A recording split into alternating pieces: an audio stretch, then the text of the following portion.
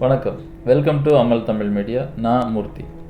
இன்றைக்கி நம்ம ஒரு அருமையான பிஸ்னஸை பற்றி தான் பேச போகிறோம். இந்த பிஸ்னஸ்லேருந்து பார்த்திங்க அப்படின்னா நிறைய லாபம் கிடைக்கிறதுக்கான வாய்ப்புகள் அதிகமாக இருக்குது. நம்ம ஏற்கனவே கற்றாழை எப்படி பயிர் பண்ணுறது, அது எப்படி சேல் பண்ணுறது அப்படிங்கிறத பற்றி நம்ம ஒரு வீடியோ பண்ணியிருக்கோம். ஸோ அந்த வீடியோ பார்க்காதவங்க அந்த வீடியோ போய் பாருங்கள். லிங்க் நான் டிஸ்கிரிப்ஷனில் கொடுக்குறேன். நம்மளோட அமல் தமிழ் மீடியா சேனலை சப்ஸ்கிரைப் பண்ணாமல் இருக்கீங்க அப்படின்னா தயவு செஞ்சு சப்ஸ்கிரைப் பண்ணிக்கோங்க. பெல் பட்டனையும் ப்ரெஸ் பண்ணிக்கோங்க. இந்த வீடியோவில் நம்ம என்ன பார்க்க போகிறோம் அப்படின்னா, ஆலிவேரா ஜெல் எப்படி மேனுஃபேக்சரிங் பண்ணி அதை எப்படி நம்ம சேல் பண்ண போகிறோம் அப்படிங்கிறத பற்றி தான் பார்க்க போகிறோம். இந்த ஆலிவேரா ஜெல் பிஸ்னஸ் அப்படிங்கிறது பார்த்திங்க அப்படின்னா நிறைய பேர் பண்ணுறதில்ல. ரீசன் என்னென்னா, அதை பற்றி நிறைய அவேர்னஸ் இல்லை, நிறைய பேருக்கு தெரியறதில்ல. இந்த ஆலிவேரா ஜெல் பார்த்திங்க அப்படின்னா எல்லா பியூட்டி க்ரீம்லேயும் இருக்குது. அதே சமயத்தில் நம்ம மெடிசனுக்கும் ஹெர்பல் ப்ராடக்ட்டில் இதை கண்டிப்பாக யூஸ் பண்ணுறாங்க.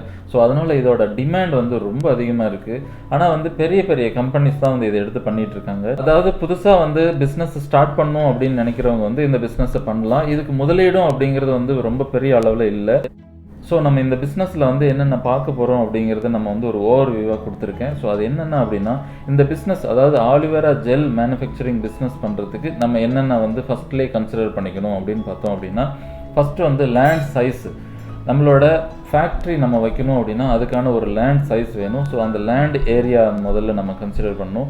அதுக்கடுத்து நம்மளோட ப்ராசஸிங் பிளான்ட் நம்ம எப்படி கன்ஸ்ட்ரக்ட் பண்ண போகிறோம், எந்த மாதிரி ப்ராசஸிங் பிளான்ட் நம்ம இருக்கும், அதுக்குள்ளே என்னென்ன மெஷினரிஸ் வைக்க போகிறோம் அப்படிங்கிறத நம்ம ஃபஸ்ட்டில் டிசைட் பண்ணிக்கணும். அதுக்கடுத்தது பார்த்திங்க அப்படின்னா என்ன இன்வெஸ்ட்மெண்ட், மெயினாக எந்த மாதிரியான இன்வெஸ்ட்மெண்ட் இனிஷியலாக நம்ம பண்ண வேண்டியிருக்கு அப்படிங்கிறதையும். ஸோ இந்த பிளான்ட்டில் பார்த்தீங்க அப்படின்னா ஆலிவேரா ஜூஸ் அப்படி இல்லைனா ஜெல், இந்த ரெண்டு ப்ராசஸும் நம்ம பண்ணலாம். சில பேர் ஆலிவேரா ஜெல் அதுக்கப்புறம் ஆலிவேரா பவுடரும் கூட பண்ணுறாங்க. நம்ம இந்த வீடியோவில் நம்ம பார்க்குறது ஜூஸ் அண்ட் ஜெல் மட்டும் பார்க்குறோம். அதுக்கு அடுத்ததாக பார்த்திங்கன்னா இதிலேருந்து எவ்வளோ ப்ராஃபிட் நமக்கு கிடைக்கும் அப்படிங்கிறதையும் நம்ம பார்க்குறோம். இந்த ப்ராஃபிட் நமக்கு கிடைக்கணும் அப்படின்னா நம்ம அதை சேல் பண்ணணும்.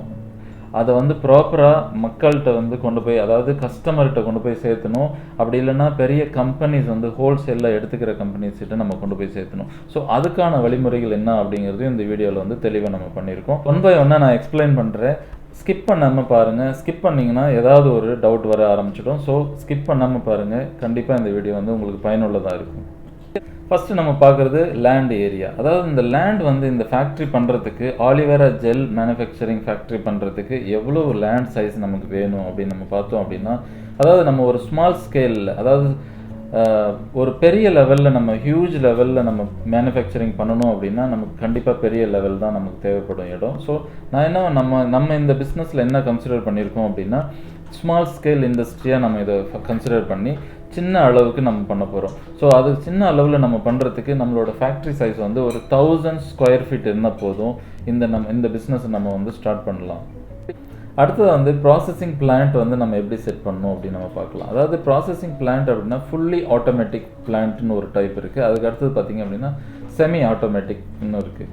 ஸோ இந்த செமி ஆட்டோமேட்டிக் அப்படின்னு நம்ம போகிறது தான் இனிஷியலாக நம்ம முதலீடு பண்ணுறோம். இந்த பிஸ்னஸ், இந்த ஆலிவேரா ஜெல் பிஸ்னஸை பற்றி நமக்கு தெரியல அப்படிங்கிற பட்சத்தில் நம்ம செமி ஆட்டோமேட்டிக் எடுத்துகிட்டு நம்ம பண்ணிவிட்டு அதுலேருந்து எக்ஸ்பீரியன்ஸ் எடுத்துகிட்டு நம்மளோட பிஸ்னஸ் நல்ல டெவலப் ஆகிற நேரத்தில் வேணால் நம்ம ஃபுல்லி ஆட்டோமேட்டிக் பிஸ்னஸ்க்கு நம்ம போகலாம். அதுக்கடுத்தது பார்த்திங்க அப்படின்னா எலக்ட்ரிசிட்டி நம்ம ப்ராப்பராக இருக்கிற மாதிரியான ஏரியா நம்ம சூஸ் பண்ணணும். இந்த பிஸ்னஸ்க்கு வாட்டர் சப்ளை ரொம்ப முக்கியம். நல்ல வாட்டர் நமக்கு கிடைக்கிற மாதிரியான இடத்துல நம்ம ஸ்டார்ட் பண்ணணும். அதுக்கடுத்தது லேபர்ஸ் அண்ட் டிரான்ஸ்போர்ட்டேஷன் கிளியராக இருக்கிற மாதிரி நம்ம பார்த்துக்கணும். நான் ஏற்கனவே சொன்ன மாதிரி இதை நம்ம சின்ன லெவலில் ஸ்டார்ட் பண்ணால் போதும் அப்படின்னு நம்ம சொன்னோம். ஸோ சின்ன லெவலில் நம்ம பண்ணாலும் மிஷினரிஸ் ஒரு மெட்ரிக் டன் பண்ணுற அளவுக்கும் இருக்குது, 100 மெட்ரிக் டன் பண்ணுற அளவுக்கும் இருக்குது. ஸோ நம்ம பார்த்து சூஸ் பண்ணுறது தான் இந்த மிஷினரிஸ். ஸோ அதுக்கு தகுந்த மாதிரி நம்மளோட இனிஷியல் இன்வெஸ்ட்மெண்ட்டுக்கு தகுந்த மாதிரி நம்ம மிஷினரியை சூஸ் பண்ணிக்கலாம். இந்த பிஸ்னஸ்க்கு ரா மெட்டீரியல் நம்ம சொல்லப்படுற அந்த ஆலிவ் லீஃப் நம்ம கலெக்ட் பண்ணி வாங்கிட்டு வரணும். ஃபார்ம் நம்மளோட ஃபேக்ட்ரி சுற்றி தான் இருக்கும் அப்படின்னு இல்லை, வெளியில் கூட இருக்கலாம் இல்லையா. நம்ம அதனால என்ன பண்ணலாம் அப்படின்னா ஒரு கூலிங் வேன் நம்ம வச்சுக்கிறது நல்லது. ஏன்னா அந்த லீஃப் சப்போஸ் ஒரு நாள் 2 நாள் ட்ராவல் பண்ணி வரணும் அப்படின்னா அது ஒரு மாதிரி ட்ரை ஆகிடும். ஸோ அந்த ட்ரை ஆகாமல் இருக்கிறதுக்காக நம்ம கூலிங் வேன் பயன்படுத்தலாம். இது ஒரு ஆப்ஷனல் இன்வெஸ்ட்மெண்ட்டு தான். ஸோ மெயினாக இந்த பிஸ்னஸ் பண்ணுறதுக்கு என்னென்ன வேணும் அப்படின்னு நம்ம பார்த்தோம் அப்படின்னா, ஃபஸ்ட்டு பார்த்திங்க அப்படின்னா ஆலிவேரா லீஃப் வாஷிங் யூனிட் வேணும். அதாவது இந்த லீஃப் வந்து நம்ம ஃபார்ம்லேருந்து வாங்கிட்டு வரோம். ஸோ ஃபார்ம்லேருந்து வாங்கிட்டு வரும்போது என்னன்னா நிறைய டஸ்ட் இருக்கும், மண் இருக்கும். ஸோ அதெல்லாம் நம்ம வந்து சுத்தப்படுத்தணும். அதனால நம்ம வந்து இனிஷியலாக அதை வந்து ஒரு யூனிட் வந்து நமக்கு தேவைப்படுது. அந்த யூனிட் வந்து வாஷிங் யூனிட் அப்படின்னு நம்ம சொல்கிறோம். ஸோ இந்த வாஷிங் யூனிட் வந்து வச்சுட்டு நம்ம அதை வாஷ் பண்ணிவிட்டு அதுக்கு அடுத்ததான் வந்து ஆலிவ் லீஃப் ஜெல் எக்ஸ்ட்ராக்டர் தேவைப்படுது. அதுக்கு அடுத்தது ஜூஸர். அந்த நம்ம அந்த ஆலிவ் இலைக்குள்ளார பார்த்தீங்க அப்படின்னா அது உள்ளே வந்து ஒரு ஒயிட் கலரில் இருக்கும் ஜெல் டைப்பில். ஸோ அதை வந்து ஜூஸ் பண்ணுறதுக்காக நமக்கு ஒரு ஜூஸர் வேணும். அதுக்கு அடுத்தது வந்து வேக்கம் ட்ரையர், அதாவது ஃபில்டர் அப்படின்னு நம்ம சொல்லுவோம். அந்த ஃபில்டர் தேவைப்படுது. அதுக்கு அடுத்தது வந்து ஸ்டோரேஜ் பண்ணி வைக்கிறதுக்கு, இந்த ஜூஸை வந்து ஸ்டோரேஜ் பண்ணி வைக்கிறதுக்கு ஸ்டோரேஜ் டேங்க் வேணும். அதுக்கு அடுத்தது பார்த்திங்க அப்படின்னா நம்ம வந்து நம்மளோட பொருள் வந்து எப்படி தரமானதாக இருக்கா அப்படிங்கிறதுக்காக ஒரு டெஸ்டிங் எக்யூப்மெண்ட்ஸ்லாம் நம்ம வாங்கணும். அதுக்கப்புறம் நம்ம வந்து அதை வெயிட் போட்டு பார்க்குறதுக்காக நம்ம வேயிங் ஸ்கேல் வந்து வாங்க வேண்டியிருக்கு. அதுக்கு அடுத்தது வந்து ஃபில்லிங் மெஷின்ஸ். அதாவது ஃபில்லிங் மிஷின்ஸ் அப்படின்னு இந்த இடத்துல என்ன சொல்ல வரேன்னா, நம்ம வந்து பாட்டிலில் ஃபில் பண்ணோம் பார்த்தீங்களா, ஸோ அதுக்கான ஃபில்லிங் மிஷின்ஸ் நம்ம வந்து வாங்கணும். அது மட்டும் இல்லாமல் வேஜஸ் ஆஃப் லேபர்ஸ், அப்புறம் டிரான்ஸ்போர்ட்டேஷன், இதுக்கு அடுத்தது நம்மளோட பொருள் வந்து மார்க்கெட்டிங் பண்ணுறது, இது எல்லாத்தையும் நம்ம வந்து ஒரு இன்வெஸ்ட்மெண்ட்டாக வந்து பார்க்குறோம். இந்த இனிஷியல் இன்வெஸ்ட்மெண்ட் எவ்வளோ இருக்கும் அப்படின்னு நம்ம பார்த்தோம் அப்படின்னா 5 lakhsலேருந்து 7.5 lakhsக்குள்ளார வந்து இந்த பிஸ்னஸ் வந்து நம்ம ஸ்டார்ட் பண்ணிடலாம். ஸோ செமி ஆட்டோமேட்டிக் மிஷின்ஸ் வச்சுட்டு நம்ம இந்த பிஸ்னஸை ஸ்டார்ட் பண்ணிடலாம். அடுத்ததாக என்ன பார்க்குறோம் அப்படின்னா, இந்த ஜூஸ் மற்றும் ஜெல்லை வந்து எப்படி வந்து ப்ராசஸிங் பண்ணுறது அப்படிங்கிறத பற்றி பார்க்க போகிறோம். அதாவது வந்து இந்த வீடியோவில் கொடுத்துருக்கிற ஃப்ளோ சார்ட் எப்படி இருக்கோ அதே பிரகாரம் தான் வந்து நம்ம வந்து இந்த மேனுஃபேக்சரிங் நம்ம பண்ணுவோம்.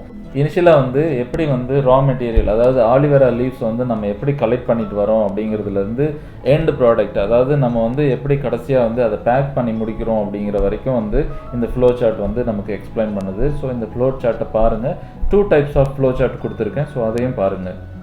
ஸோ இந்த ஃப்ளோ சார்ட்டை நம்ம வச்சு பார்க்கும் பொழுது இந்த ஃப்ளோ எப்படி இருக்குது அப்படின்னா, ஒரு ஜெல் மேனுஃபேக்சரிங் பண்ணுறதுக்கு இந்த ஃப்ளோ சார்ட் பிரகாரம் பார்த்தோம்னா, ஃபஸ்ட்டு வந்து இனிஷியலாக வந்து நம்ம வந்து ரா மெட்டீரியல் கலெக்ட் பண்ணணும். அதாவது ஆலிவ் லீவ்ஸை வந்து, அதாவது ஒரு 1லேருந்து 2 வருஷத்துக்குள்ளே இருக்கிற அந்த ஏஜில் இருக்கிற அந்த ஆலிவ் லீவ்ஸை வந்து நம்ம வாங்கிட்டு வரோம்.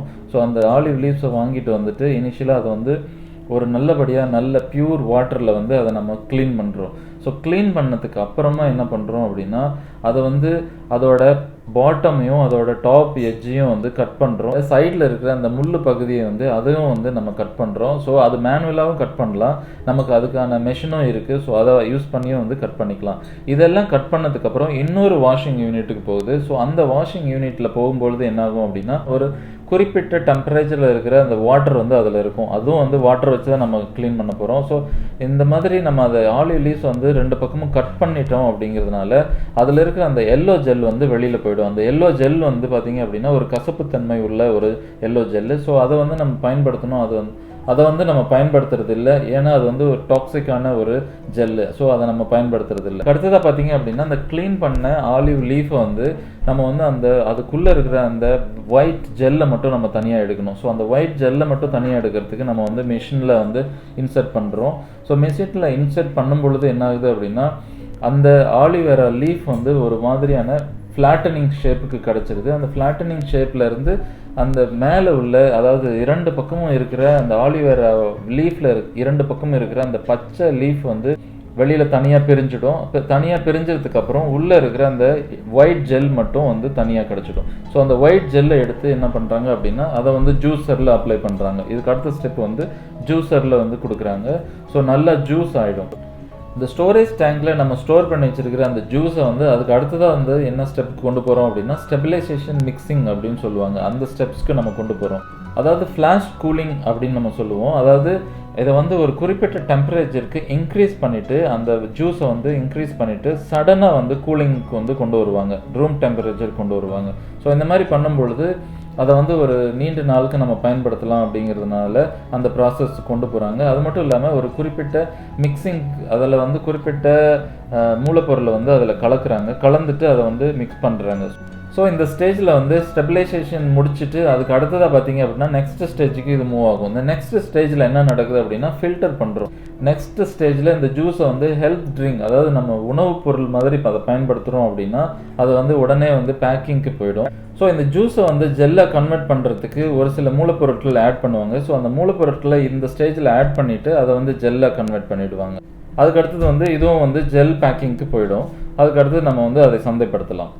அடுத்தது வந்து இந்த ஆலிவேரா ஜெல் பிஸ்னஸில் வந்து நமக்கு எவ்வளோ லாபம் வரும் அப்படின்னு நம்ம பார்க்கலாம். அதாவது கலெக்ஷன் ஆஃப் ரா மெட்டீரியல், இந்த ஆலிவேரா லீஃப் வந்து நம்ம வாங்குகிறோம் அப்படின்னா, ஒரு ஃபார்மில் போயிட்டு வாங்குகிறோம் அப்படின்னா வந்து ஒரு கேஜி வந்து 20 ருபீஸ்க்கு நம்ம வாங்கலாம். ஒரு கேஜி வந்து நம்ம 20 ருபீஸ்க்கு வாங்கலாம்.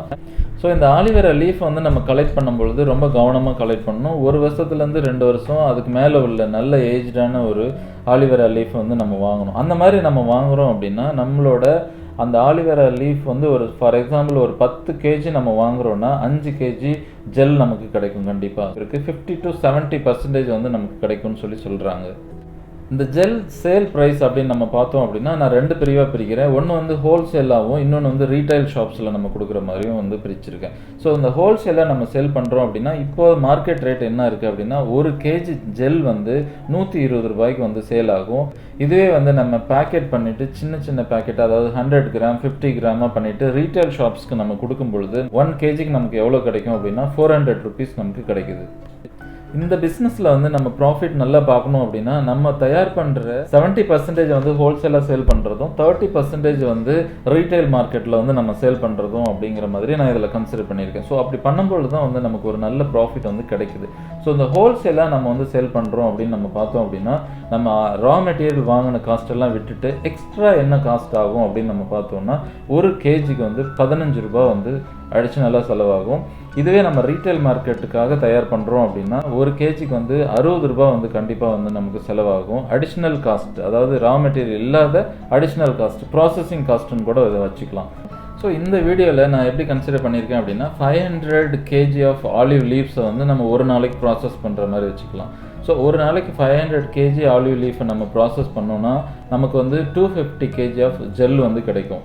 ஸோ அந்த மாதிரி நம்ம இதில் கன்சிடர் பண்ணிக்கிறோம். அதிலே பார்த்தீங்க அப்படின்னா 70% வந்து ஹோல்சேல் மார்க்கெட்லேயும் 30% வந்து ரீட்டைல் மார்க்கெட்லேயும் சேல் பண்ணுறதா வச்சுருக்கோம். ஸோ அப்படி பார்க்கும் பொழுது 70% ஆஃப் ஆலிவேரா லீஃப் வந்து ஹோல்சேலுக்கு நமக்கு வந்து கொடுக்க போகிறோம்னு சொல்லியிருந்தோம். ஸோ அப்படி அந்த ப்ராசஸ் பண்ணுறதுக்கு 12,250 ரூபா நமக்கு வந்து செலவாகும்.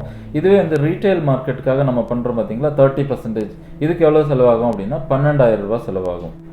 அடுத்ததாக வந்து இதை நம்ம மார்க்கெட்டில் சேல் பண்ண போகிறோம். ஸோ ஏற்கனவே நம்ம சொன்ன மாதிரி ஹோல்சேல் வந்து 70%, ரீட்டைலில் வந்து 30% நம்ம இப்போ சேல் பண்ண போகிறோம். So 500 KG of olive leaves வந்து நம்ம எடுத்துக்கிட்டோம். அதில் வந்து 250 கேஜி வந்து நமக்கு வந்து என்ன கிடச்சிருக்கு, ஜெல் கிடச்சிருக்கு. ஜெல்லை வந்து நம்ம வந்து 70% வந்து ஹோல்சேல்லையும் 30% வந்து ரீட்டைல்லையும் நம்ம சேல் பண்ண போகிறோம். ஹோல்சேலில் நம்ம ஏற்கனவே சொன்ன மாதிரி 120 ரூபா ஒரு கேஜும், ரீட்டைலுக்கு வந்து 400 ருபீஸும் இருக்குது.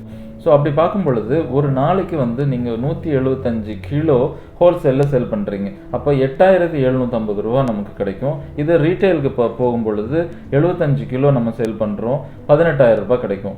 ஸோ இந்த மாதிரி வந்து பர் டே கணக்கில் நம்ம வந்து பார்க்குறோம். இதுவே வந்து 26 நாள் நம்ம வேலை பண்ணுறோம் அப்படின்னா நமக்கு எவ்வளோ கிடைக்கும் அப்படின்னா மொத்தமாக வந்து பார்த்திங்க அப்படின்னா ஒரு மாதத்தில் 6,95,000க்கு மேலே வந்து கிடைக்கிறதுக்கான வாய்ப்பு இருக்குது. ஸோ ஓவராலாக ப்ராஃபிட் அப்படின்னு நம்ம பார்த்தோம்னா 6,95,000க்கு மேலே கிடைக்கிறதுக்கான வாய்ப்புகள் வந்து இந்த பிஸ்னஸில் வந்து கண்டிப்பாக இருக்குது. ஸோ இந்த பிஸ்னஸை பார்த்தீங்க அப்படின்னா கண்டிப்பாக வந்து பண்ணலாம். பிகினர்ஸ் வந்து இந்த பிஸ்னஸ் கண்டிப்பாக பண்ணலாம். ஸோ இந்த பிஸ்னஸை பண்ணுறதுக்கு முன்னாடி பக்கத்தில் இருக்கிற, அதாவது உங்களுக்கு அருகில் இருக்கிற ஏதாவது ஒரு பிளான்ட்டுக்கு போயிட்டு விசிட் பண்ணிவிட்டு அந்த ப்ராசஸ் எல்லாம் எப்படி இருக்குது அப்படிங்கிறத கொஞ்சம் ஸ்டடி பண்ணிக்கிட்டு பண்ணுறது வந்து ரொம்ப நல்லது. எல்லா விஷயமும் வந்து நம்ம தியரட்டிக்கலாக பார்த்துட்டு பண்ணுறது வந்து ரொம்ப தப்பு. ஸோ கொஞ்சம் ப்ராக்டிக்கலாகவும் அதை பார்த்துட்டு கொஞ்சம் ஸ்டடி பண்ணிவிட்டு ஒன் மந்த் ஆர் 2 மந்த்ஸ் அதை வந்து ட்ரெயின் பண்ணிவிட்டு அதுக்கப்புறம் நம்ம இந்த பிஸ்னஸில் இறங்குறது வந்து நம்மளோட வெற்றியை வந்து யாராலையும் தடுக்க முடியாது. ஸோ அந்த வெற்றியை வந்து உங்களுக்கு கண்டிப்பாக கிடைக்கும்னு நான் வாழ்த்துறேன். நன்றி, வணக்கம்.